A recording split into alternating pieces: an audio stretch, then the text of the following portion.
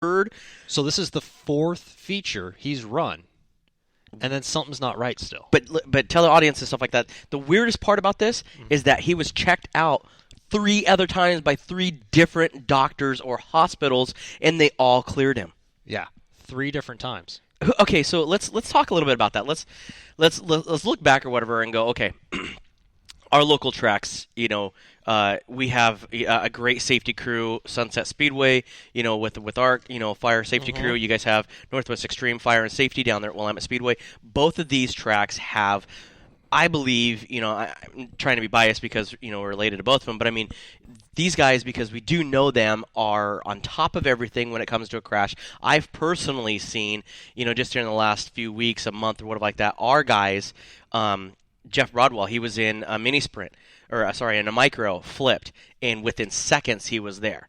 And I do the same thing at Willamette. With Doug Van Zant and Skippy, Tony, Josh, Guy, they all come out there, and they're volunteering their time to be out there. That's the thing, too, is they're volunteering. They're not getting paid to do this. No, this isn't like a fire hall job where you get to sleep for 12 hours and get paid for it. Right. No, these guys, from the time they get there till the time they leave, they're sitting out there, their heads on a swivel. It's exhausting. I've done it. It takes a lot out of you to do it, especially, with being on extreme. You're in a triple layer fire suit. Sometimes you're in trucks without air conditioning. Right. For the racers, for the fans, for the people in the pits. That's what they're there for. And we have had incidents on track. They're there within seconds. When that gentleman flipped his wingless sprint a couple weeks back, we were there within 10 seconds at the most. Right. And see, the thing is, too, is that you guys, on 1/3 mile, you guys have people staged at all different, corners and stuff, and you have a couple in the middle. At ours, because we're only a 1/4 mile, we have everybody staged right in the middle. We have some facing turn 4, we have some facing turn 1 and 2. So if there's an incident, those guys go there, these guys will turn around and go, and or vice versa. Being at Willamette Speedway, you guys have, we're here within, 3 or 4 seconds. You guys have 10 seconds because you guys have to take that a little bit longer. Well, that plus also, the nice thing about Sunset, the infield, 100% flat. Willamette, we've got the flag poles and we've got the kart track. So we can't just cut from turn 3 to turn 1. You have to go around something. We've got to merge into lap traffic and then respond to the scene. So sometimes it takes them a little bit longer, but at the same time, the second they see an incident happening, they're rolling. Oh, absolutely. That gentleman hadn't even stopped flipping, and we were all rolling. See, they're so trained and everything and so good at what they do. They don't wait for Justin or Jeremy Means to throw a caution or a red flag. They automatically instinct already know. I mean, they're there. That's rolling. What I like. We were talking about Bakersfield here a couple of weeks ago and stuff, and how they didn't have a fire safety crew for that car fire and for that driver and all that type of stuff. Ladies and gentlemen, we do have more breaking news and stuff on Bakersfield, is that Moxie Media will have all 3, check this out, all 3 Moxie Media and Promotions announcers announcing Bakersfield for the Bud Nationals this year. Again. That's going to be awesome. Now, mind you, check this out. This is the cool thing, right? So Corey is working on this. And Corey, he's in Hawaii, probably surfing it up or doing something or drinking Mai Tais or whatever the hell he's doing. He hasn't texted me or called in or whatever, but that's okay. We don't need him tonight. No, he's having a good time. Him and Sandy and the kids and stuff are having a good time. But, Corey was on the phone and stuff with them. Mind you, we didn't call them. They called us back. And sat there and talked to Corey and said, "Hey, look, we're listening to you guys again.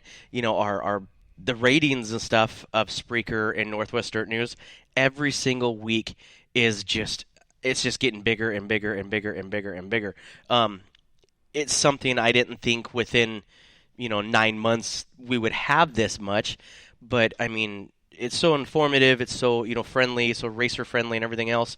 It's just getting better and better, and that's cool because I like what I do, and I love announcing up at Sunset, and I love our job, and love talking to the racers and everything else, and it's awesome. But you talk about fire safety crew and not having one.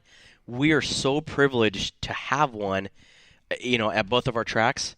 That I mean, absolutely, and it gives me a sense of mind or a peace of mind as a crew chief, because I'm putting my driver out there, and when he's in the pits and we're in the shop, we can control that situation. Right. Oh yeah. Very structured. Go out there on the racetrack, No, not so much. You got 10, 15, 20 other guys out there. Exactly. You've got 7,000, 14,000 horsepower. You got all that weight running around that track. Inches from each other. Inches? Come on. I mean, well, I'm giving credit to where credit's due. Inches. You're stuck between a cement wall and a uke tire. Yep.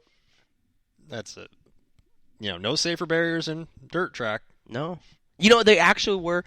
Tony Stewart was talking about bringing safety barriers to Eldora because of the trucks and because of the accident and stuff that he suffered actually in practice in a late model here. What was it, 2 or 3 years ago or something like that? It didn't get hurt, but I mean, it tore the car up pretty good, and it was just during practice. Mind you, it's his track and everything else, and he has yet to do it. Be nice to follow up on it and see what. It'll happen if Tony says it's going to happen. I don't doubt it's going to happen. I do too, but it's a huge capital investment, though. You got to think about it, right?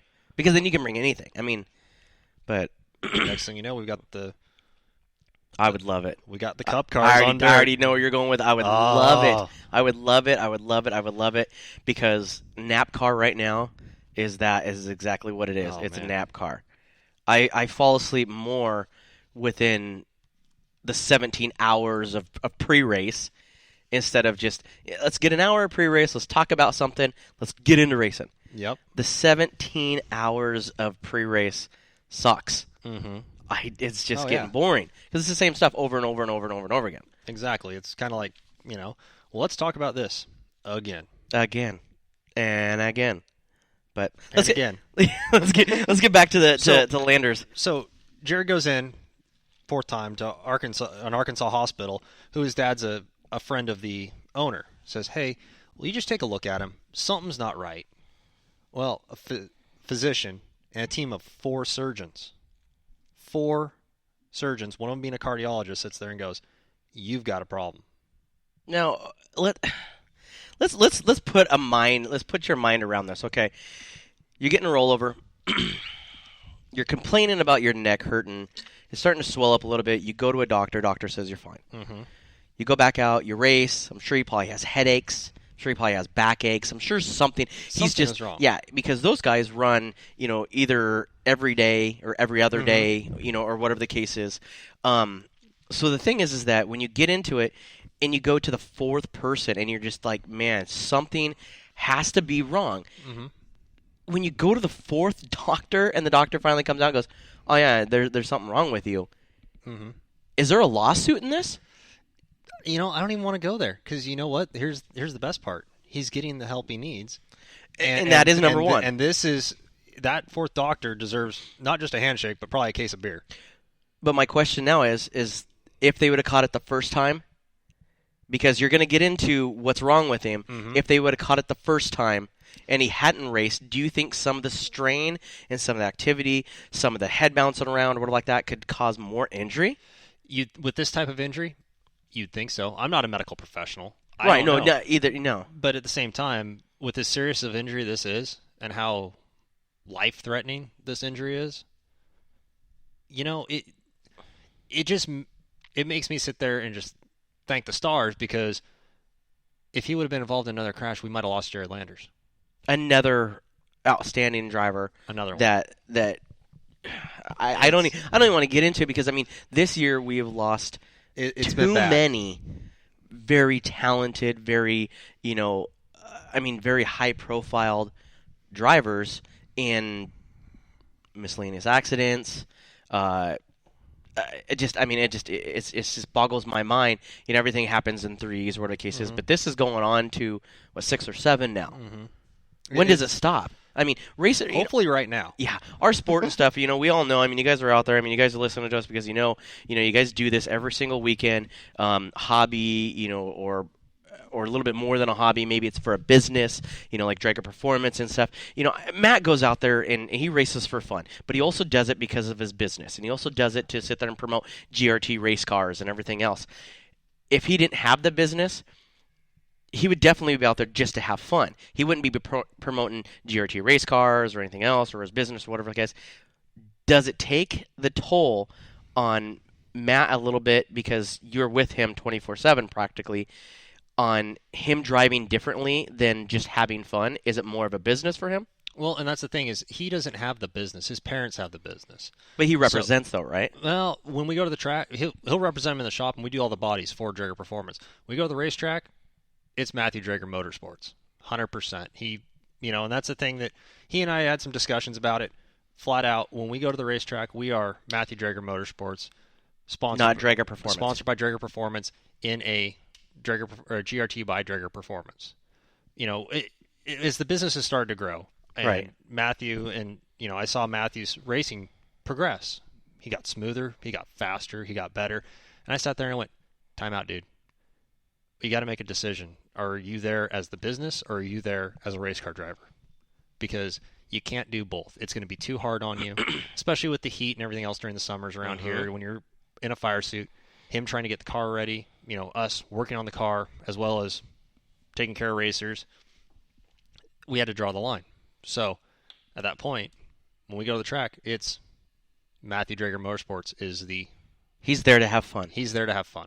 He's there to regardless race. Whatever happens else, those are sponsors. Racing's racing, but he's there to have fun. Yep. And see, that's the thing. That's the thing that I like to hear is that like when I talk to Colin or whatever, he goes as Colin Weinbarger goes as a Superman. He just happens to be sponsored by Discount Race Car Parts. Does he go out there and win? And does the parts and stuff come from his shop on his car? Sell more product? Absolutely. Just like Matthew Drager, you have something like that, like GRTs. Look how many GRTs are out there now. Look at Dale Jr. and Budweiser. Right? When he was in the 8 car, Budweiser. Oh, it's just huge. And then he left DEI, went over to HMS, and the sponsorship went away from DEI. Didn't move over to HMS, but then look what happened to Budweiser. Just fell. They had some issues because their marketing was gone. It's all about marketing. That's the best thing is, we say sponsors, and Matthew and I, we, in the racing community, we use the term sponsor for putting somebody's logo on the car. Right. To us, they're not sponsors. They're marketing partners. We're there for them. They're here for us. And see, that's the thing, too, is that, I was taught at a very, very young age, is that you don't go out look for sponsors. You go out looking for marketing partners. And I looked at him like, all right, well, you're retarded because I don't know what the hell you're talking about because that's just dumb because all you hear, in racing is sponsorship.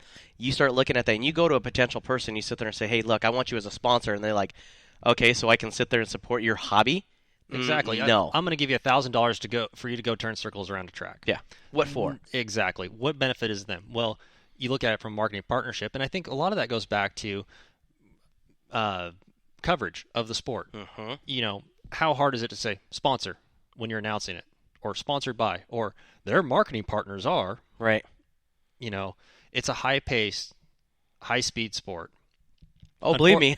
Unfortunately. Especially when they go out and they qualify like 3 or 4 dwarf cars at one time or 4 Bs, and I'm like, and I got this laundry list of drivers and then have to look through my book and try to figure out, which driver and stuff for the spot. It's hard to do 2 or 3 cars, especially at sunset. Well, and, that's the thing. So he's got such a small window for them to be on the track. It takes time. And, unfortunately it gets shortened up. No big deal. But, our marketing partners are really good with us. Drager Performance, Lavelle, Riverside Pratt Crematory.